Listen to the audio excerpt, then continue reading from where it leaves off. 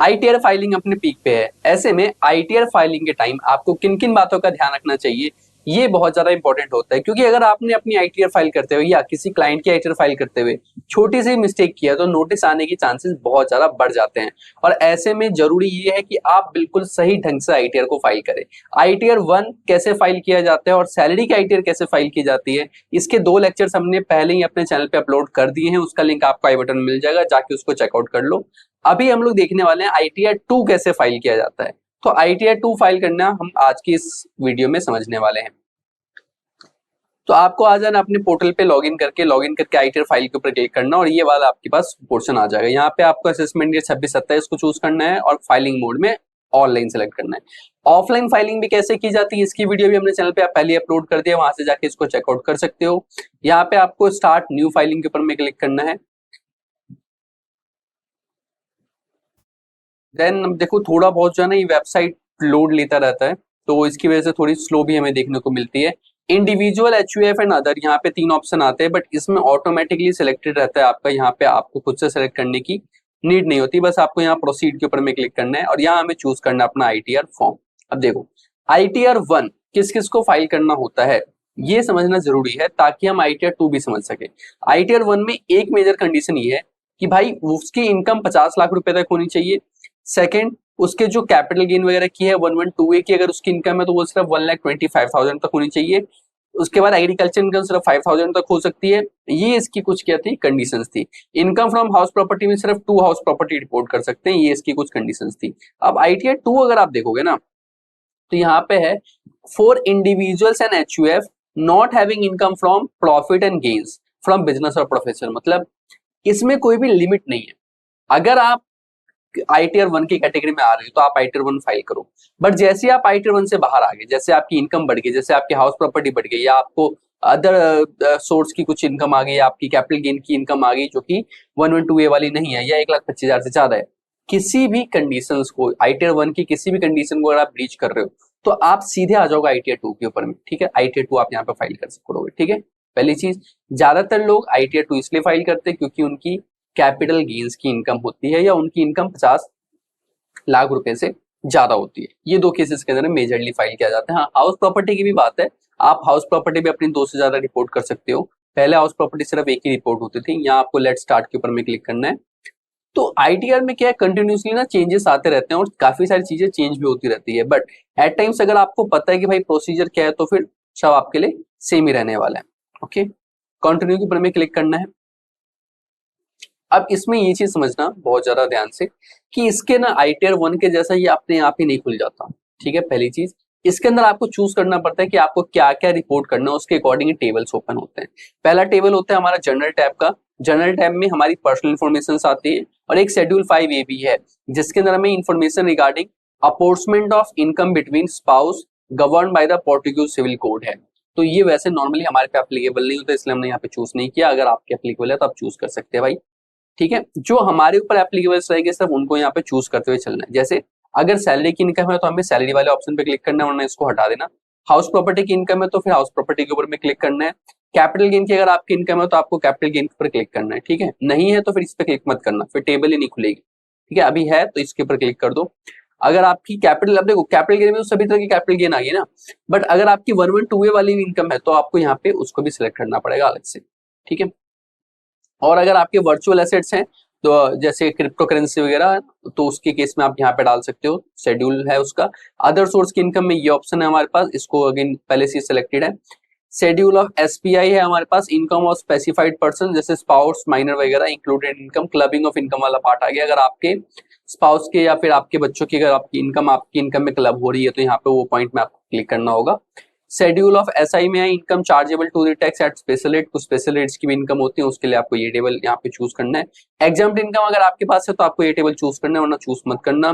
ठीक है, pass through income details जो है ट्रस्ट या इन्वेस्टमेंट फंड की डिटेल्स यहाँ पे एंटर करनी होती है।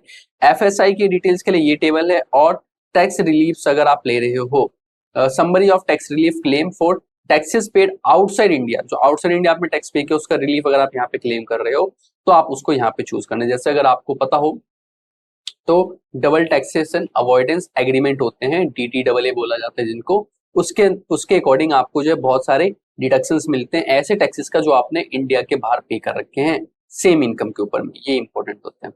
ठीक है, तो इसमें अपने अकॉर्डिंग चूज करते हुए चलना। डिडक्शंस की अगर हम लोग बात करते हैं तो डिडक्शन में फिर आपके पास 80G की डिडक्शन है, 80GGA की डिडक्शन है, 80D की भी है, 80U की भी है। यहाँ पे हमने शेड्यूल 6A की डिडक्शन तो हमने सारी सेलेक्ट कर ली है। ठीक है, 80C की अगर आपकी इनकम है तो आप 80C भी यहाँ से सेलेक्ट कर लो। यहाँ पे बस चेक करते रहना कि आपकी कौन कौन सी इनकम है। जैसे अगर आपका interest on loan for higher education है तो 80A की इनकम बनेगी, ये चूज कर लेना। अगर आपकी हाउस प्रॉपर्टी पे इंटरेस्ट की है एक्सपेंसेस तो फिर आप यहाँ पे ये 80EE चूज कर सकते हैं। ठीक है, अपने अकॉर्डिंग यहाँ पे चूज करते चलना।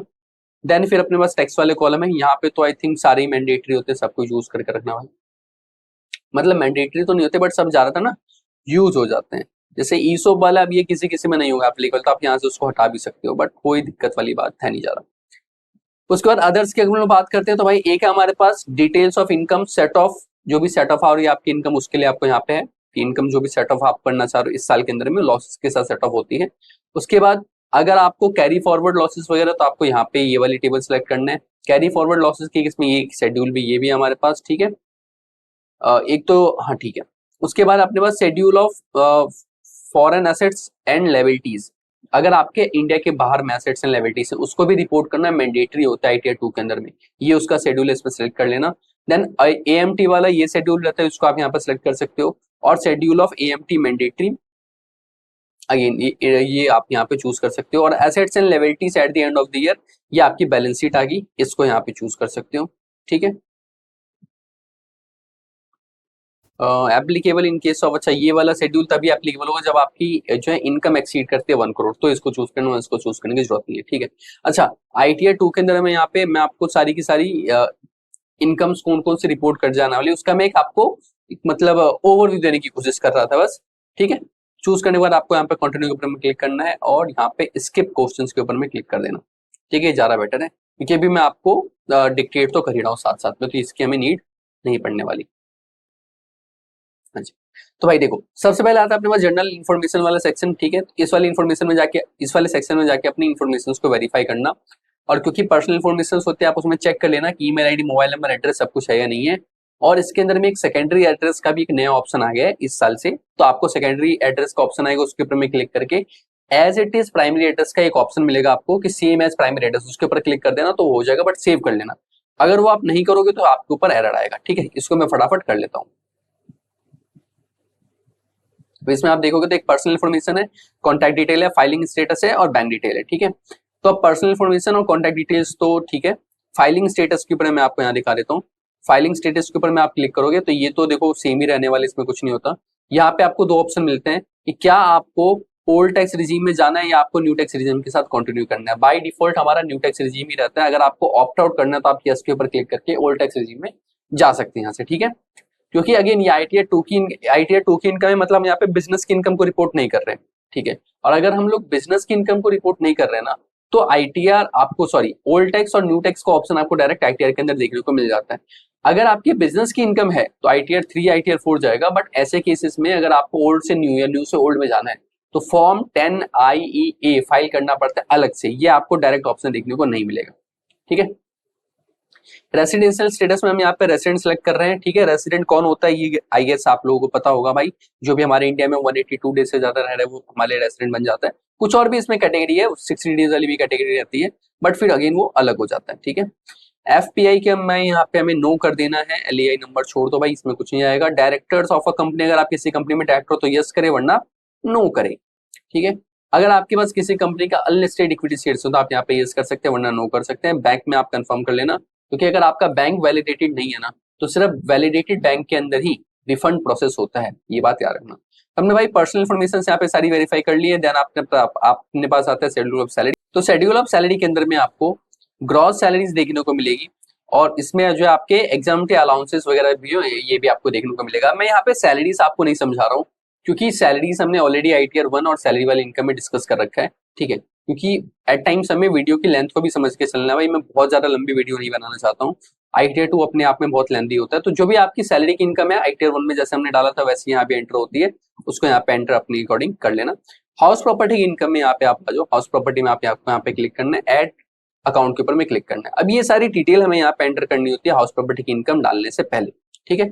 एक बार आपने ये सारी की सारी डिटेल्स यहाँ पे फिल कर दी, जैसे आपको यहाँ पे एड्रेस डालना है, अपना टाउन का नंबर, टाउन या सिटी यहाँ पे आपको डालना है, स्टेट आपको सिलेक्ट करना है, पिन कोड आपको एंटर करना है, प्रॉपर्टी में यहाँ पे आपको डालना होगा सेल्फ की प्रॉपर्टी है या स्पाउस के नाम पे है, माइनर बेटे के नाम पे या अदर है, यहाँ पे आपको owner of the property select करना होगा, ठीक है। अगर को ओनर हो तो आपको यहाँ पे एस पे सिलेक्ट करना है, तो उसमें आपको फिर परसेंटेज ऑफ द प्रॉपर्टी कितनी है वो लिखनी होगी, क्योंकि इनकम भी फिर प्रोपोर्शनल हो जाती है ना। जैसे अगर आप किसी प्रॉपर्टी में 50% को ओनर हो तो उस प्रॉपर्टी की जो इनकम होगी आपकी सिर्फ 50% इनकम मानी जाएगी ना, 100% आपके में टैक्सेबल नहीं होगा।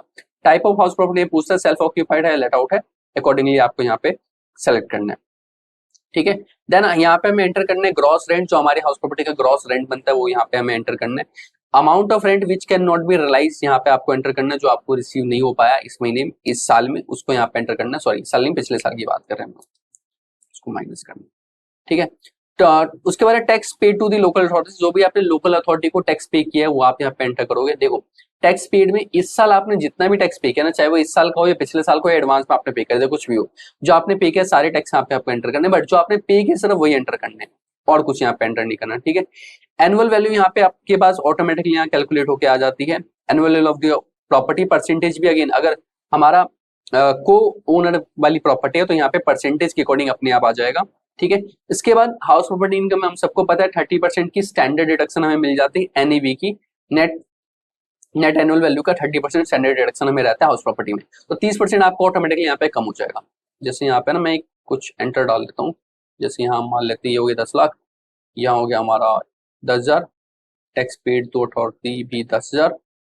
तो ऐसे केस में आप देखोगे तो ये अभी यहाँ पे डिडक्शन उठा नहीं रहा है, इसके लिए हमें ऊपर ना डिटेल्स फिल करनी होगी, तो मैं कुछ भी रैंडम डिटेल्स यहाँ पे डाल देता हूँ।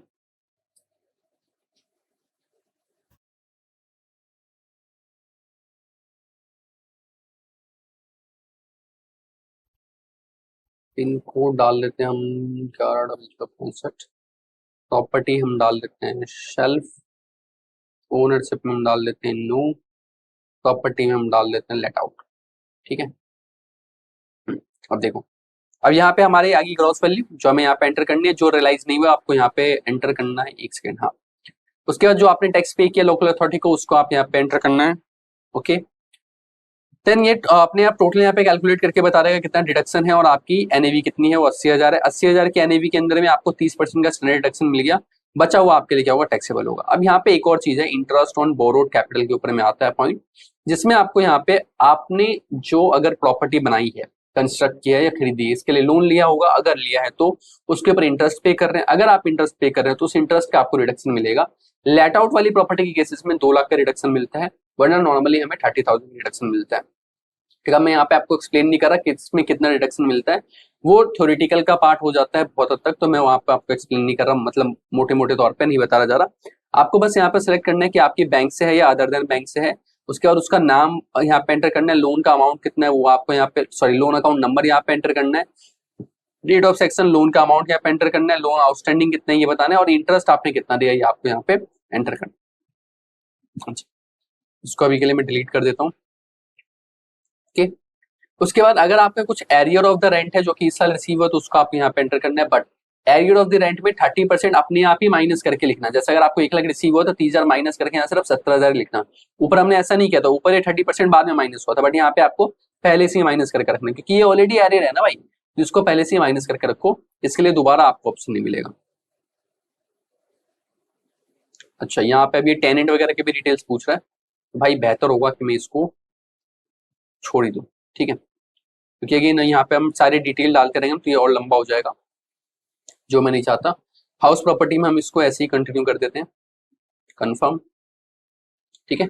नेक्स्ट हमारे पास कैपिटल गेन की इनकम। अब देखो कैपिटल गेन के अंदर में ना आपको यहाँ पे अपनी कैपिटल गेन से जो भी इनकम हुई है वो आपको एंटर करना है। 2 तरीके के कैपिटल गेन्स होते हैं, शॉर्ट टर्म कैपिटल गेन होते हैं और हमारे पास लॉन्ग टर्म कैपिटल गेन भी होते हैं। अब शॉर्ट टर्म कैपिटल गेन में देखो हमारे पास ये अलग अलग ऑप्शन है, डिपेंडिंग अपॉन कि आपको किस चीज का प्रॉफिट हुआ है या किस कैपिटल एसेट से आपको प्रॉफिट हुआ, उसके यहाँ पे एंटर करनी है, ठीक है। मैं यहाँ पे सेल ऑफ लैंड और बिल्डिंग यहाँ पे आपको एक डेमोन्स्ट्रेट करके बता रहा हूँ। सबसे पहले आपको यहाँ पे लिखना है कि आपने इसको खरीदा कब था, तो मैंने इसको खरीदा था भाई 2016 में। एक मिनट, ये आई थिंक शॉर्ट टर्म वाला था ना जो मैंने सिलेक्ट किया था। हाँ, ये शॉर्ट टर्म है, शॉर्ट टर्म है तो मैं इसको कम टाइम के लिए रखूंगा, तो इसको भाई हमने परचेज किया था लास्ट ईयर ही, हमने परचेज किया था। हमने परचेज किया था अप्रैल में हमने परचेज किया था 16 अप्रैल को, ठीक है। उसके बाद हमने इसको बेचा कब है, तो हमने लास्ट ईयर में ही यानी कि 2025 में ही हमने इसको बेच भी दिया था, और 2025 में हमने इसको बेचा था नवंबर हमने बेचा था 16 को, ठीक है जी। ये हो गया। कंसिडरेशन हमें कितना रिसीव हुआ, तो कंसिडरेशन में लिख देता हूँ, हमें रिसीव हुआ भाई 50 लाख रुपए। Value of property as per stamp duty, अब इसमें आपको स्टैम्प ड्यूटी वैल्यू डालना होता है, तो स्टैम्प ड्यूटी वैल्यू में लिख देता हूँ भाई, हमारा स्टैम्प ड्यूटी वैल्यू है, भगवान भला करे, 49 लाख, ठीक है। उसके बाद आपको नीचे आ जाना है। नॉर्मली स्टैम्प ड्यूटी वैल्यू के ऊपर ही सेल होती है, बट आप उस पर भी सेल करोगे तो भी चल जाएगा, वैसे नीचे भी चल जाता है, बट मैक्सिमम जो चलता है वो 10% तक का डिफरेंस चलता है। 10% ज्यादा है तो आपकी फ्लो इनकम के अंदर में एड ऑन हो जाता है। Indexation, cost of acquisition without indexation यहाँ पे आपको बताना है, और cost of improvement without indexation, यहाँ पे भी विदाउट इंडेक्सेशन वाला पार्ट ही चल रहा है, ठीक है। विदाउट इंडेक्सेशन आ रहा है क्योंकि ये शॉर्ट टर्म है, शॉर्ट टर्म के अंदर में आपको इंडेक्स करने की वैसे भी नीड नहीं होती। तो मैं यहाँ लिख देता हूँ भाई 25 लाख रुपए हमने कर दिया था। कॉस्ट ऑफ इंप्रूवमेंट हमें लग गया 1 लाख रुपए का, तो यहाँ पे देखो हमारी खर्चे हो गए 26 लाख रुपए के, हमारी इनकम होगी 24 लाख रुपए का, ठीक है। Deduction under section 54B, section 54B के अंदर में कैपिटल गेन्स में कुछ कुछ डिडक्शन हमें मिलती है, वो यहाँ पे आप एंटर कर सकते हो अगर आपके केस में है तो। अगेन ये सब थ्योरी का पार्ट है, अगर आप थ्योरी भी सीखना चाहते हो तो आपको थ्योरी के भी लेक्चर्स आपको देखने को मिल जाएंगे इसी चैनल के ऊपर में, उसको जाके चेकआउट करो, वहां से आपको डिटेल में समझ में आएगा, ठीक है। ओके ओके ओके, अच्छा यहाँ पे ब्रेकअप ऑफ द वैल्यू भी पूछ रहा है, तो अब यहाँ पे आपको बायर का नेम, उसका पेन नंबर, ये सब डालना है, ठीक है। आपको समझ जाओगे, इसमें देखो समझने के लिए कुछ नहीं है, बस ये डिटेल्स यहाँ पे पूछे, डिटेल्स आपको एंटर करना है, जो कि मैं यहाँ पे एंटर नहीं करने वाला भाई, क्योंकि अगेन लैक ऑफ टाइम, हमारे पास इतना समय नहीं है कि हम इन सब के अंदर में डिटेल फिल करते रहे, तो इसको हम यहाँ पे ऐसे ही छोड़ रहे हैं, ठीक है। एक मैंने आपको यहाँ पे बता दिया, बाकी भी भाई ऐसे ही यहाँ पे फिल होती है। लॉन्ग टर्म कैपिटल एसेट्स की अगर हम लोग यहाँ पे बात करते हैं तो लॉन्ग टर्म कैपिटल एसेट्स आ जाओ भाई। अब यहाँ पे देखो वही है डिफरेंस, बट इसमें अगर आप देखोगे ना, इसमें अगर आप देखोगे तो आपको एक चीज यहाँ पे डिफरेंस देखने को मिलेगी, ठीक है। Cost of acquisition without indexation, और यहाँ पे भाई cost of acquisition with indexation, आपको दो ऑप्शन मिल रहे हैं, विदाउट इंडेक्सेशन का भी ऑप्शन मिल रहा है, विद इंडेक्सेशन का भी ऑप्शन मिल रहा है। रेसिडेंट इंडिविजुअल्स को ये ऑप्शन मिलता है कि भाई आप विदाउट इंडेक्सेशन भी कंप्यूट कर लो, विद इंडेक्सेशन भी कंप्यूट कर लो, जो आपके लिए ज्यादा बेनिफिशियल होगा वो अपने आप आपके ऊपर अप्लाई होगा। सर कैसे, क्यों होता है ऐसा? क्योंकि विदाउट इंडेक्सेशन के ऊपर में रेट अलग अप्लाई होता है और विद इंडेक्सेशन के ऊपर में रेट अलग अप्लाई होता है, इसीलिए बोला जा रहा है कि भाई ऐसे केस में दोनों के दोनों आपको एंटर करना है, विदाउट इंडेक्सेशन भी एंटर करना है, विद इंडेक्सेशन भी एंटर करना है। But short term capital gain के केसेस में आपको ये विद इंडेक्सेशन वाला ऑप्शन देखने को नहीं मिला था, क्यों? क्योंकि वो 1 साल के अंदर था। वैसे तो लैंड और बिल्डिंग के केसेस में 3 साल का टाइम पीरियड रहता है, बट ये 1 साल के अंदर था, तो ऐसे केस में क्या होगा, हमारा इंडेक्सेशन की नीड नहीं होगी short term capital gain, but long term capital gain में नीड होती है। तो यहाँ पे आपको इस तरीके से एंटर करना है, बस बाकी सब कुछ सेम है, बाकी यहाँ पे डिफरेंसेस नहीं रहते।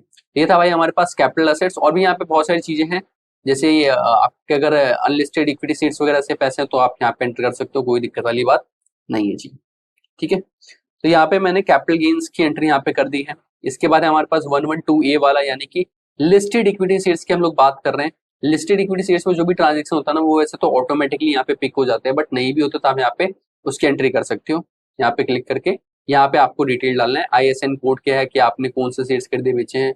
उसके बाद यहाँ पे आपको बताना है कि आपने कब खरीदा बेचा है, 31 जनवरी 2018 से पहले था, उसके बाद था, क्या नाम था उस कंपनी का, क्या कितने उसके शेयर्स थे, क्या उसका सेल प्राइस था, क्या उसका परचेज प्राइस था, ये सब कुछ यहाँ पे आपको डिटेल्स एंटर करनी होती है, ठीक है जी।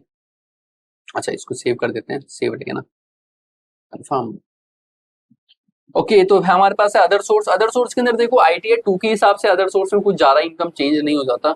हाँ एक चीज को छोड़ के यहाँ पे कुछ आपके स्पेशल रेट्स की इनकम आती है, जैसे कि अगर आपकी, अब स्पेशल रेट्स याद है, स्पेशल रेट्स में आपको बताता है, स्पेशल रेट्स की भी इनकम होती है। जैसे अगर आपने लॉटरी वगैरह जीता है तो उस केस में, या अगर आपने रेस वगैरह रनिंग वगैरह जीता है, क्रॉसवर्ड पजल्स वगैरह के आपको कुछ मिले, गेम्स वगैरह शो में अगर आपको कुछ पैसा मिला है, इसके ऊपर में टैक्स रेट अलग अप्लाई होता है। इस पर डायरेक्ट टैक्स रेट अप्लाई होता है 30% का डायरेक्ट।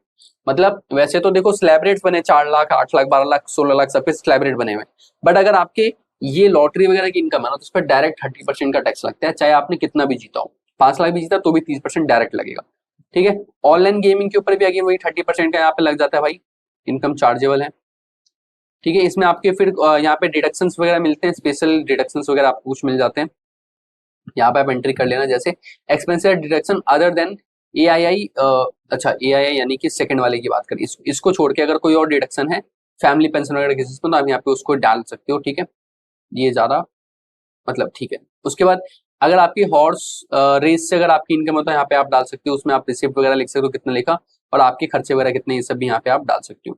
ये सब थे हमारे कुछ स्पेशल टैक्स रेट वाले केसेस। अदर सोर्स की इनकम में आप सारी इनकम डाल सकते हो, जो भी आपका कैपिटल गेन या फिर आपका हाउस प्रॉपर्टी या फिर सैलरी की इनकम नहीं बनी, वो सब अदर सोर्स में बनेगी, क्योंकि बिजनेस की इनकम तो हम वैसे भी रिपोर्ट नहीं कर रहे हैं। ठीक है, अब ये set of and carry forward यहाँ पे स्टार्ट हो जाता है। ये उनके लिए इंपॉर्टेंट है जिनके या तो पिछले साल में लॉसेस हुए या इस साल लॉस हुए, दोनों के केस में आप यहाँ पे कर सकते हो भाई। ठीक है, शेड्यूल ऑफ कैरी फॉरवर्ड। तो यहाँ पे हमारे पास शेड्यूल खुल के आ जाते हैं भाई। इसी इंपॉर्टेंट उनके लिए है अगेन, जिसका क्या है भाई, लॉसेस वगैरह है या तो करंट ईयर में या प्रीवियस कुछ लॉसेस रहे। जो आपके करंट ईयर के लॉसेस हैं उसकी एंट्री यहाँ पे की जाती है भाई, और जो आपके जो है प्रीवियस ईयर के लॉसेस हैं वो आई थिंक वो उसका आपको अलग से टेबल देखने को मिलेगा सेकंड वाले टेबल में। तो जो आपकी करंट ईयर के लॉसेस है ना, उसको आप यहाँ से सेट ऑफ कर सकते हो। ठीक है, यहाँ पे आप एंट्री कर सकते हो, जैसे आपके हाउस प्रॉपर्टी की इनकम में, आपके हाउस प्रॉपर्टी की इनकम से कुछ लॉस सेट ऑफ होना, तो आप यहाँ पे उसकी एंट्री कर सकते हो। अदर सोर्स की जो इनकम है उसकी आप यहाँ पे एंट्री कर सकते हो, और अकॉर्डिंगली आपका क्या होगा भाई, सेट ऑफ हो जाएगा। ठीक है, इसको अभी मैं कंफर्म पे क्लिक कर रहा हूँ कि फिलहाल मैं यहाँ पे कुछ सेट ऑफ नहीं कर रहा। उसके बाद अपने पास details of the income after set off या बॉर्ड फॉरवर्ड ऑफ लॉसेस।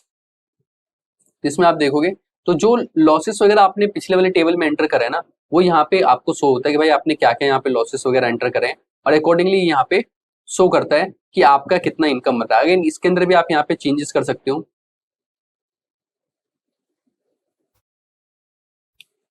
अब इसमें जो भी आपका लास्ट ईयर के लॉसेस होते हैं ना, वो आप यहाँ पे भी उसको भी आप यहाँ पे सेट ऑफ कर सकते हो। जैसे पहले तो करंट ईयर के लॉसेस के बाद आपकी इनकम जो है वो आ गई, then a brought forward losses है सेट ऑफ, जो पिछले साल के लॉसेस है उसको आप यहाँ पे एंट्री कर सकते हो। अब यहाँ पे देखो, यहाँ पे 0 0 आ रहा है, आप नीचे यहाँ पे येस पे क्लिक करोगे ना, तो आपको यहाँ पे ऑप्शन मिल जाएगा एडिट करने का। तो यहाँ पे आप एडिट करके लॉसेस डाल सकते हो, पिछले साल के लॉसेस जो भी आप सेट ऑफ करना चाहते हो उसको डाल के यहाँ पे कन्फर्म पे क्लिक कर देना, तो वो यहाँ पे सेट ऑफ हो जाएगा।